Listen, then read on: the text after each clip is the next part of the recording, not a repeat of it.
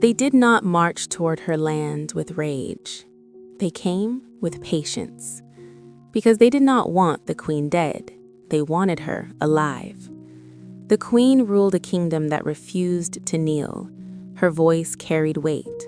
Her presence alone held the people together, and that was the danger. Enemy commanders understood something simple.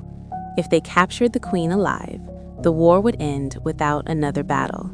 A broken queen would break her people. So they sent messengers first, men with polished words and hidden threats. They spoke of peace, of protection, of mercy, but every offer carried the same condition. The queen must surrender herself. Inside the palace, the air grew tense. Advisors argued in whispers. War leaders sharpened weapons. Elders consulted the ancestors. But the queen remained silent, watching, listening. She knew what capture meant. Chains, humiliation, a living symbol of defeat. She would be paraded, displayed, used, not just to shame her, but to erase the spirit of her people. As the enemy army drew closer, fires burned through the night. The queen summoned her most trusted attendants. No panic in her voice, no fear in her eyes, only clarity. She gave instructions that confused everyone. Sacred items were brought out. Certain doors were sealed. Ritual drums were ordered to sound, softly. Then she said something that froze the room. They will not take me. Outside the palace walls, the enemy prepared for capture. They spoke of chains sized for royalty, of ships waiting beyond the horizon, of history being written in their favor. But inside the palace, the queen was preparing something else, something final. She stepped into the inner chambers and ordered that no one follow her. What she did next was never written down, only whispered. And by morning, the queen was gone. When the enemy entered the palace, they expected a throne. They found ashes.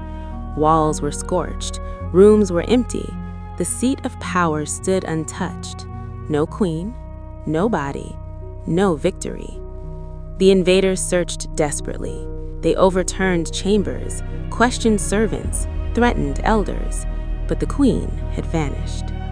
Some said she chose death by her own hand, a final act of control. Others said she walked into a sacred place where no enemy could follow.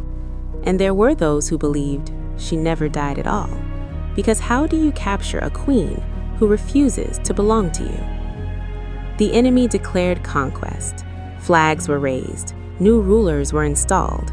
But something was missing. There was no celebration, because deep down they knew they had not defeated her. Her people mourned quietly, but they did not speak of her as conquered.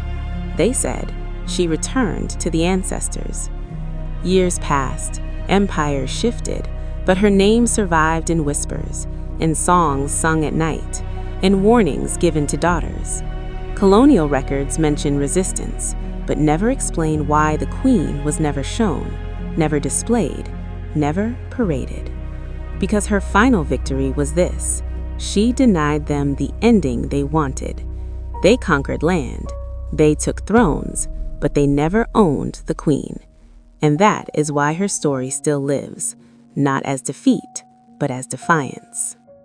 Thanks for listening today. I'd really love to hear from you, so go ahead and comment below which story you want us to talk about next. Your ideas matter here. And if you enjoyed this episode, don't forget to like the video, share it with someone who might enjoy it, and subscribe to the channel for more stories like this. I'll see you in the next one.